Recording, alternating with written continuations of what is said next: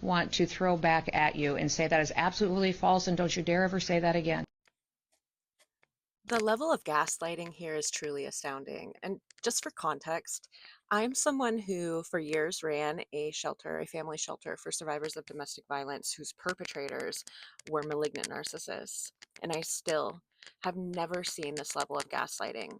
Now, this response from Christy Nome was to a reporter who simply asked, most of my viewers are Latinos, and they are reporting that they are being picked up by ICE for no probable cause simply for being brown and existing in this country. Christy Nome then proceeded to gaslight on a level that is just so astounding, so terrifying. She shamed this reporter like you would shame a child for doing something so morally reprehensible that you never want them to repeat that action again. She said, "Don't you ever say that again." Astounding, astounding. We know that ICE no longer requires probable cause for detaining somebody. We know that these are paid bounty hunters collecting bounties of $1,000 to even $1,500 for each person that they detain that results in a deportation. Now, Christy Nome can claim that they're just deporting the worst of the worst violent criminals, but we also know that about three-quarters of the people that have been detained by ICE have no legal record of ever doing anything illegal. We know that. We also know that this administration is cozy to some immigrants. They are very cozy to South African immigrants. They're very cozy to different European immigrants. Look at the First Lady. Okay.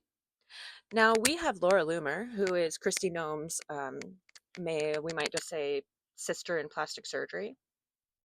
Maybe they both sold their souls for their new faces. Who knows?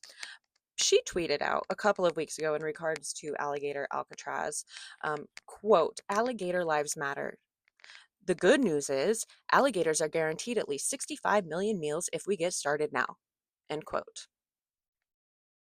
That might lead you to infer that there would be 65 million undocumented violent criminals on the streets of the US, but that is simply untrue.